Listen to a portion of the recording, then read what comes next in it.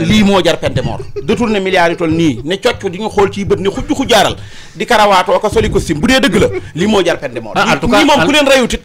yàlla xam na ne société bi rey nañ leen en tout cas lu ëpp la ci doomu aadama mu def loo xam li et d'ailleurs xam nga dafa am loo xam li am na ku mas a dénk yu mel ni mu wax ne am na loo xam ne wax dëgg yàlla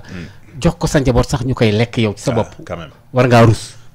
maanaam yow bool bi ngay teg sa dëgg kër mu wër na ni yow ba nga tàmbalee ci politique bi ba léegi loo teg ci kër gi ak càcc la moo xam oto ba nga yore sàcc la kër ga sàcc la lépp mais à la limite yow xanaa yow amuloo benn dreetu du ñu wax gor lu xaw a noble loo xam ne dana la retenir quoi bi muy sàcc daa jàpp ne daa muus daa jàpp ne intellectuel la daa jàpp ne moom ko am kii la bu ko defee ñu koy tagg di ko kañ di ko teg ci kaw di ko nangam loolu yàgg fee am ku falu yaakaar ne da ngaa war a sàcc ba géejal ne giijaaral man de yàlla xam na ne bu ma sañoon Bassirou Diomaye Faye mii du bëgg deuxième mandat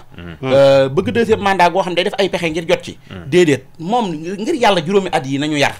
nañ ñu jubbanti nañ ñu teg ci yoon ñi ñu war a daan nañ leen teg ay daan te duñ ci xool dara buñ noppee ci loolu askan wi jaare fi jub ba faaw réew mi mën a jaar fa tegu ci yoon Nicolas ba Macky Sall ñëwee indi woon na fi cré yi ñuy woo ay ni duti di milliards yooyu déggoo fu mujj wala lu ñëwaat ci askan wi tey ji itam buñ tàmbalee lii ba ñun ñëpp di tàccu bu ci calcul politique duggee wala sentiment wala topp tànk bi ba mu dugg ci biiru mbokk bu yàggee taxaw mën naa amaat dellu ginnaaw am nañ ko topp ba mu sës man waxuma parparloo yéenéwu ma kenn musiba yéenéwu ma kenn mbabba kumba waaye ñi nga xam ne musiba yi ñu nekkee ñun mosu leen a déranger ba nangami milliards li mu fi mën ci mpaj li mu mën ci xale yi nga taxawaloon fii léegi li mu mën ci njàng li mu mën ci transport li mu mën ci nangam ay nit jël ko denc ko tabax juróomi kër yoo xam ne genn nga ciy fanaan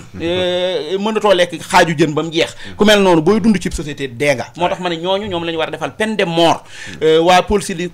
financière boobu buñ gëstoo ba xam ne waa ji sàcc na lu mat 1 milliard kenn waru koo sàcc ci réewi Afrique yi ñu bàyyi la ngay lekkati ceeb di dund ci nit ñi dañ laa war a leen di waaw yàlla baax na premier ministre Ousmane Sonko fa la ñuy tëjee yemul ci pôle judiciaire bi ak reddition des comptes am na ci leneen lu mu wax muy maanaam